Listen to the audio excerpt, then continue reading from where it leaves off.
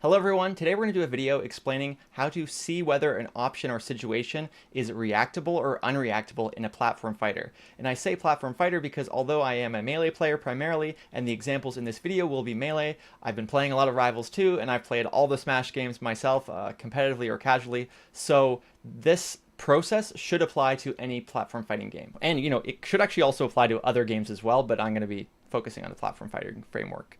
So what do we need to know if we want to assess what is reactable? Well, first, some basics on reaction stuff. First of all, the visual human reaction time, and there's differences between visual and audio reactions, is roughly 250 milliseconds, which in a 60 FPS game, where one frame would be 16.66 milliseconds, means that you would have around a 15 frame reaction time for the average person, because 250 divided by 16.66 is roughly 15.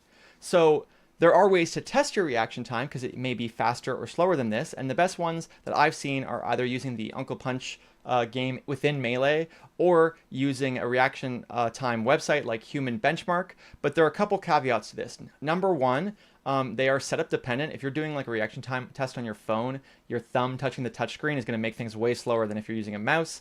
If you have a really fast monitor, that might speed things up, so just keep that in mind. And then also, these are kind of very basic reaction tests. In a real game, there might be more variables to consider than just like press a mouse click when you see the green flash or whatever. But, that's roughly the average time for visual reaction. And then sound reaction, based on what I've seen, is much quicker. It's around 8 to 9 frames or 140 to 160 milliseconds. With all that said, the last thing to consider is that reaction times gets much better with prediction. If you, like I said, if you know it's just looking for a green flash, that makes it easier. If there's more options, it's going to be harder. And reaction time gets, of course, worse under pressure and variable throughout kind of your lifetime. You're going to have good days, bad days. Maybe it gets older. Oh, worse with age. You get the idea. So what would be the kind of formula? What are the things you need to know? Well, there's about 6 things here. The first is a distinct visual or audio cue that you're reacting to, and we're going to break all of these down one by one. You need to know the startup lag of your options, like the move you're going to use, the startup lag of their option. You need to know the travel time it takes them to get in range, and the travel time it takes you to get in range. And there's asterisks on these because sometimes that doesn't actually apply, and I'll explain that as well. And then finally, if the reaction window is 15 or greater, then you're good, unless you know your reaction time is even better than that. So what do I mean by visual cue? Well, the idea with a visual reaction thing is you need to have something specific that is the starting point for your reaction. And I like this tech chasing example that people bring up a lot because what we're looking at here is Fox's tech in place animation. And you can see on the second and third frame, he makes this kind of like Y shape. Now, not every player who does kind of reaction tech chasing versus Fox is using this as a visual, but even by the second frame, you can start to see like Fox is making a distinct shape. And so you wouldn't be reacting on this first frame because there's nothing distinguishing it yet. But by this frame and this frame, you have a good starting point. And so if you're trying to evaluate something that has no distinguishable characteristic, you can't just like assume that's the starting point. You have to have something distinguishable. And that's why you may have heard Sheik is a character you can't reaction tech chase because we have here her tech in place animation on frame 2 and her tech roll animation on frame 2. And they look so similar, right? Yes, there is some difference, but it's not like this big Y that you see with Fox. To use an example, this is the second frame of Fox's forward tech. No Y, no Y, no Y. There's no Y at all, right? Like it is not the same in any way. And to kind of further this point, I'll show you actually a video of Sheik techs looking the same. So we'll see here, Sheik is maybe teching in place. Yep, it looks like tech in place. Okay. But I couldn't really tell that until like sort of this frame right here, which is so much later than what Fox has. And this is the tech roll. Again, it looks like she's gonna get up. Okay, now she's moving, and now this frame is really obvious. But like that's so much later, and that's why you hear that. However, and we'll explain this in more detail later, that doesn't mean that you can't reaction tech chase Sheik in every situation, and we'll cover that in a bit. So that's the visual cue idea. You want to be reacting to a specific visual cue, but that visual cue also needs to be a committed visual cue. And what I mean by that is this cannot just be any frame that has a visual kind of identifier to it. It has to also put them into some kind of commitment. And there's still value in reacting to things that aren't necessarily committal, but you get the most value, and we'll talk about that as well. But you get the most value when it's something that they kind of have to do. Like when Sheik techs in place, it's over. The animation just has to play out. When Fox does his side B recovery, they've committed to side Bing. Yes, they can shorten, and sometimes that can affect things, but there really isn't that many potential options left. And once they've done that option, it just kind of stays the same. Whereas, let's say we were trying to react to someone's dash, that's very different. Like, let's say this was a reactable situation and I wanted to up tilt Falcon's dash.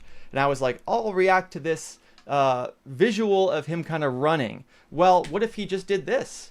You know, that's not a visual that I can react to.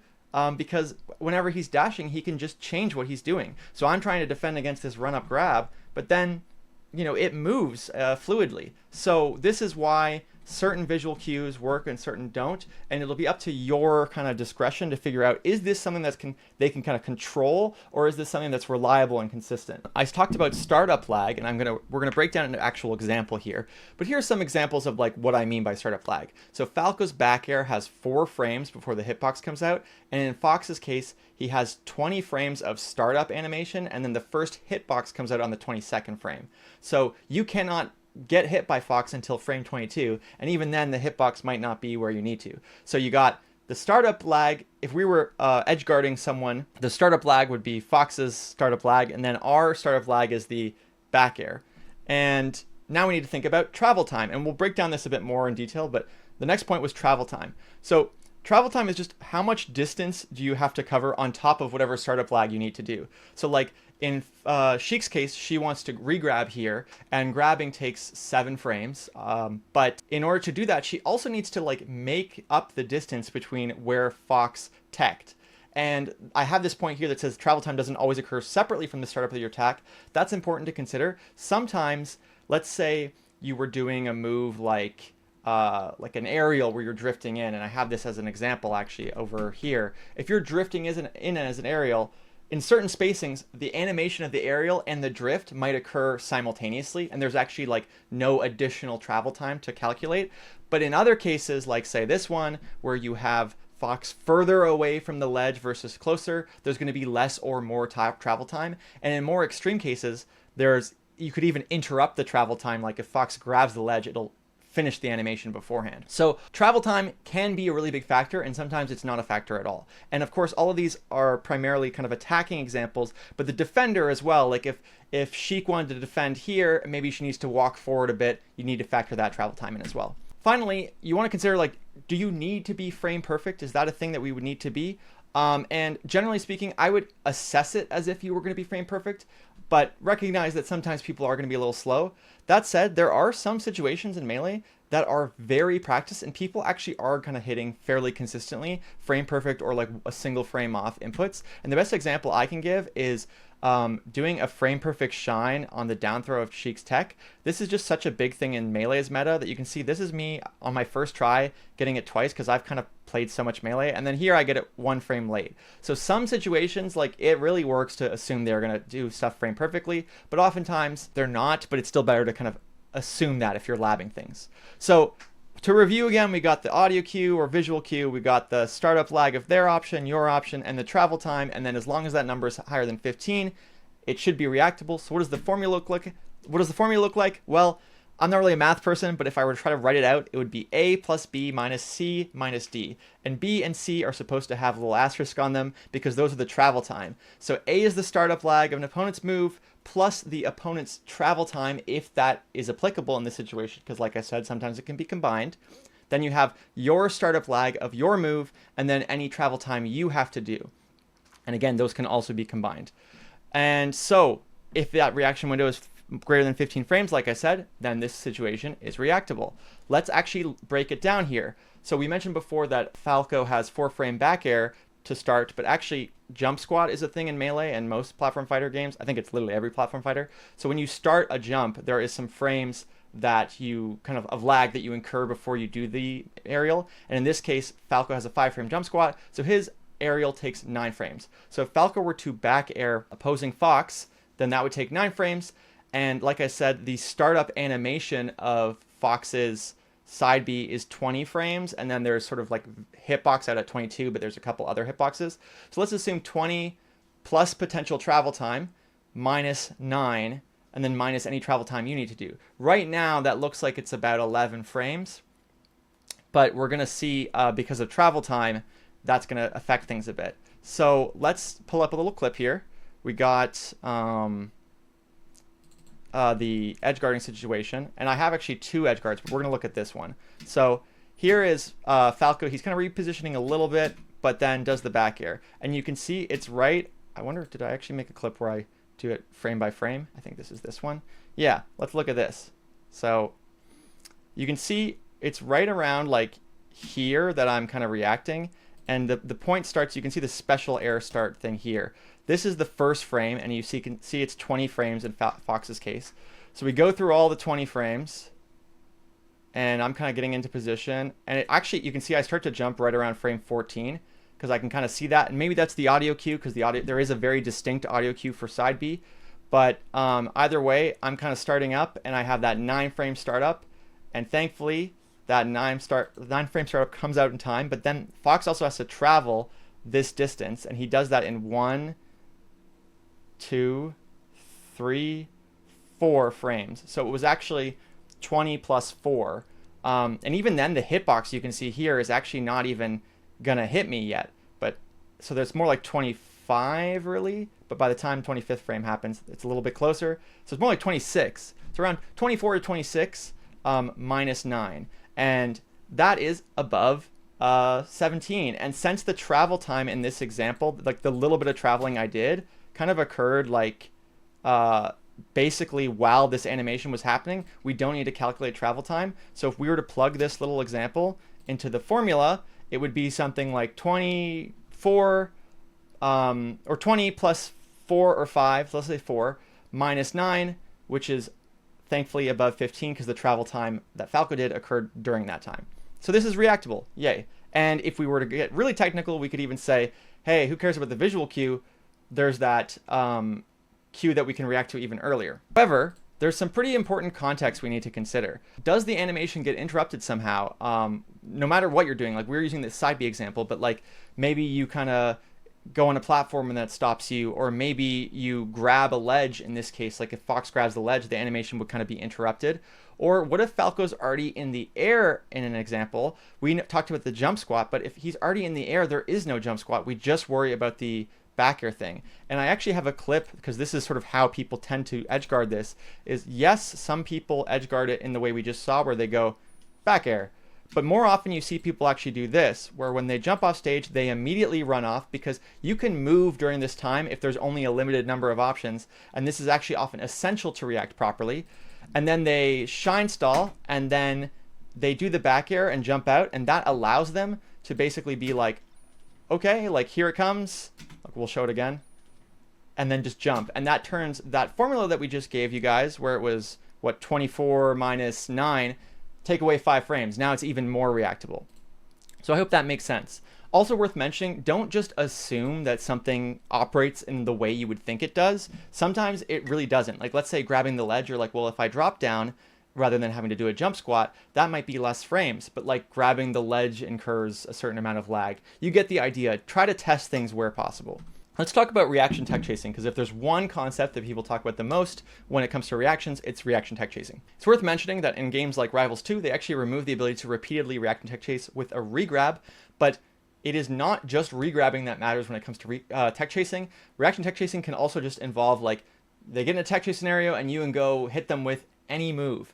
And if you can reactively do that because you have fast moves and fast kind of travel speed, whether that's in the air or the ground, then your character probably can reaction tech chase.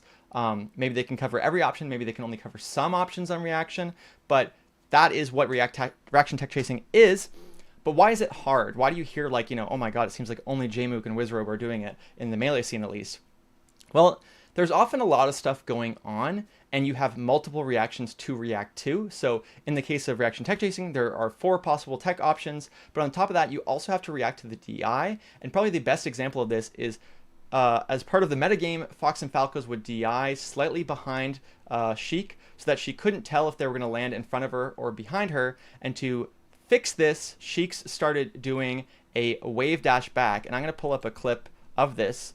They did a wave dash back so that they don't have to worry about about which side they are on. But then by doing the wave dash back, you actually add more travel time for Sheik to cover than if she just sort of sat there and then started that 7-frame grab. So now she's further away and has to close this distance in like 1, 2, 3, 4. Okay, it was like about 4 or 5 frames, making the window a lot tighter. And on top of that, like we said, in some situations, people, if they're acting frame perfectly, or even I think in this clip I'm like a frame late, they can get their super fast shine move out and bam, the grab doesn't go through. So it can be really tight because you're reacting to a couple things all at once. So reaction tech chasing is quite hard. Don't feel bad if you're not able to do it. Although remember, you might actually not be setting up the reaction kind of sequencing right. You might not be reacting to any starting position. Another thing I think, I'm not sure if I've covered already, and if I have, I will edit this out, is, we talked a bit about Sheik being like unreactable earlier. Well, reaction tech chasing in general gets a lot easier when they don't go as far. And the best example of this is Sheik, who we can't reaction tech chase on a platform, just doesn't move that far. So even if you don't have like an animation or a visual you're reacting to, in this case, like she techs and it's like, look at this. We have, I don't know how many frames exactly. We're at 75 in the bottom here. So 75, right at the point where she just sort of stands up and looks normal. Right around here. So that was like, well, we started at 75, so that's actually 32 frames. So you can see like that is so much time to react to the tech rolls. Now obviously tech in place is a bit quicker, but you can see like because it didn't matter if you discerned it or not because she just didn't go that far. But if you had to cover a huge distance, then it would be a lot more difficult. Finally, I wanted to talk a bit about something that I think matters quite a bit, which is when we talk about reactable scenarios, we often talk about situations where it's like I said, like very set. But that doesn't mean that you can't have situations in neutral that are kind of more dynamic and still utilize reaction-based play on a regular basis. So an example of this I have is like Falcon is running in with a Nair, and the startup lag for that would be 7 frames of startup lag plus the 4 frames of jump squat. And there's 2 hits of Nair, I believe, so there's kind of some lag in between that. And then Falco's up tilt is 5 frames. So if we watch here, I would be reacting to this visual either of the jump squat here or of Falcon actually going into the air. And we can see this is 78 frames on the start. So how many frames pass by? We're at 10 right now. Was it 78? So we're almost at 20 right here. So if Falco at this point would have 20 frames, 5 frame startup, could react to that aerial and get an up tilt in, but gets hit here. So clearly this is reactable, and this is something I actually do all the time versus Falcons, where they'll just run in with some kind of aerial, and most of their aerials either are sort of slow or you just have enough time on certain spacings that like as long as the travel time, which we've talked about, isn't too big, you can just reactively up tilt them. But the problem with that is there are other options. Like I said, this is sort of a working example that they can incorporate. And this is why you don't hear people talk about reaction-based play in a more kind of general neutral and punish situation, even though it actually matters a lot, because if you only were to react on that, you're going to enter these unreactable situations that are kind of part of the mix-up. So here I'm going to have Falcon just run in and grab, like we gave in that example earlier, where like Falcon just runs in, and if I were to try to react to this animation like we talked about this earlier, like I could get kind of psyched out, right? Like, yes, in this situation, I could try to punish it. This spacing is a little bit too close, I can just tell. But then they could easily just do this, where they kind of juke me out and then run back in. Spacing isn't great here. I would need to be a little bit further away to not get hit by the up tilt. And so that isn't a reliable reaction point. And, we even have examples where, let's say I'm trying to react to the jump squat or going in the air. Well, what if the player used something where they ran in, jumped, but the jump never actually was the thing that we were looking for. They just land and then do a second jump, and maybe that second jump is at a spacing where I can't react. So people can bait you even if there is like a reliable reaction point, if it's not something as set in place like a side B or a tech in place, they can kind of bait you so that you're going like, there's the thing that I'm looking for, and then it never comes. So does that mean that you shouldn't still try to use this reactive based play? Well, number one, if they're just running in with aerials all the time, in this specific example, like I just up tilt a lot of that stuff. Number two, it still can be valuable. And on top of that, reactions can actually pair well with reads, where you almost like try to react to do something at the latest possible time. So you're like, okay, they're not doing anything. We're now entering that period where it is just rock, paper, scissors now. It is not reactable. And so that's, I think, one of the big things that's valuable about this video is you can learn like, okay, this is an unreactable situation. So that means I just have to commit to something, play the rock, paper, scissors, and hope that I win. And as much as it seems like if we were only to go by reactions, then this earlier example of just running up and grab is unreactable and so powerful. But what if I just said, Falcon's going to run in now and did a forward smash? Suddenly, like, I'd be in a great spot and they would be the one getting hurt. That's kind of an example of how you can pair both reactive play and kind of read-based play together. But what if you are someone who believes that you have too slow of a reaction time? This is actually what inspired me to make this entire video. There was a Reddit post about someone talking about having a 17 frame reaction time. Well, the good news is most people's reaction time actually is kind of in that range. Like you can see, this is a little human benchmark data, and theirs is a little bit faster, and I think that's because of like kind of gaming monitors and stuff. But you can see here, like most people are in that like 300 range or lower. There's not really that many people that are in this like upper 400 plus range. And so because of that, that means that you're going to have like most of the time, if your slow reaction time is like 17 or 18 frames, that's actually not going to be as big of a difference as you think, especially because, you know, reaction time is fluid.